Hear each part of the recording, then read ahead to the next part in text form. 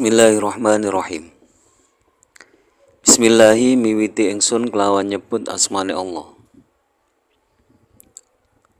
Ar-Rahmana muji ingsun ing dat kang welas asih ing dalem donya akhirat. Ar-Rahima muji ingsun ing dat kang asih ing dalem akhirat bloko. Wa qabla hijratin nabi lan iku tetep ing dalem sedurunge hijrahe Kanjeng Nabi Muhammad sallallahu alaihi wasallam. Al-Isra'u utawi Isra. Mimakatin awit saking negara Makkah. Lailan ing dalem mangsa wengi. Likudsin maring Baitul Maqdis. Yudra kang den tingali apa Isra. Wa ba'da Isra'in lan iku tetep ing dalem sause Isra. Urujun utawi munggah lisamai maring langit. Hatta ro'a sehingga ningali an-nabiyyu sapa Kanjeng Nabi Muhammad sallallahu alaihi wasallam robban ing pangeran. Kalama kang dawu sapa Rob. Min ghairi kaifin saking tanpa kinaya apa. Wan hisorin lan tanpa kalimputi. Waftarado lan marduake alaihi ing atase Kanjeng Nabi khamsan ing 5 waktu. Ba'da khamsina ing dalem sause 50. Farado marduake sapa Allah Subhanahu wa taala.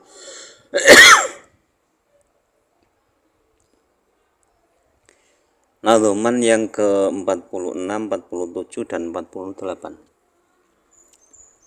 menjelaskan tentang peristiwa Isra dan Mi'raj Nabi Muhammad sallallahu alaihi wasallam.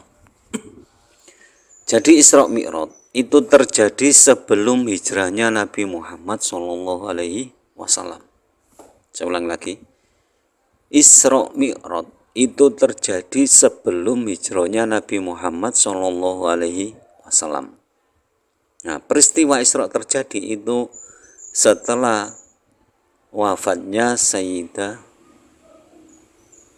Khadijah dan paman Abu Thalib. Atau dalam sejarah terkenal dengan Amul Husni, tahun duka cita. Jadi Sayyidah Khadijah itu wafat. Itu Kanjeng Nabi wedi. Kenapa? Sayyidah Khadijah itu satu-satunya orang yang mendukung pada Nabi Muhammad itu seluruhnya, hartanya diserahkan seluruhnya untuk perjuangan Islam sampai meninggalnya. Bahkan sebelum meninggalnya itu jubahnya itu banyak tambalan, padahal orang terkaya, uangnya triliunan. Nah, jadi Isra, saya lanjutkan, Isra itu dimulai dari Mekah menuju ke Baitul Maqdis Palestina. Nah, setelah perjalanan dari Mekah ke Palestina ke Baitul Maqdis, sampai di Baitul Maqdis itu Nabi Muhammad sallallahu alaihi wasallam itu urujulis sama, naik ke langit sampai melihat Robnya. Jadi Nabi Muhammad naik ke langit itu bertemu dengan Allah. Bertemu dengan Allah. Nah, di situ Allah berfirman. Tapi firman-Nya Allah iku min ghairi kaifin. Saking tanpa kinaya apa. Bagaimana tidak ada. Nah, terus tanpa kalimputi wan hisorin. Pokoknya tidak bisa dicatat ya, tidak bisa. Catat kesimpulannya apa tidak bisa semuanya. Jadi firman Allah itu seperti itu. Nah, bagaimana dengan Al-Quran? Nah, itu Al-Quran kan sudah dibahasakan sesuai dengan bahasa manusia.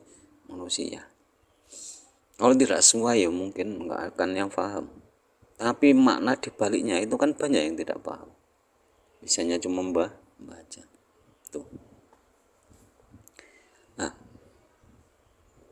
Setelah bertemu Allah dan mendapatkan firman Allah, Nabi Muhammad diberi kewajiban sholat 5 waktu yang asalnya 50 waktu.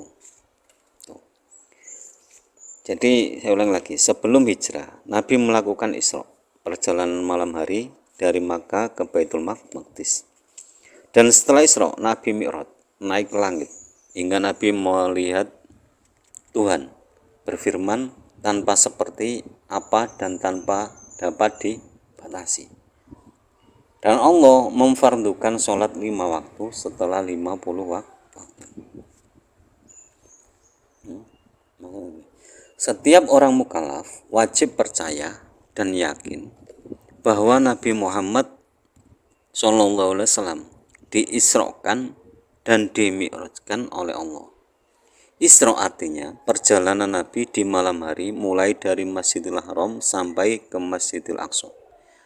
Mi'raj artinya perjalanan Nabi dari Masjidil Aqsa naik hingga Mustawa. Kejadian tersebut terjadi kira-kira kurang setahun dari hijrah Nabi.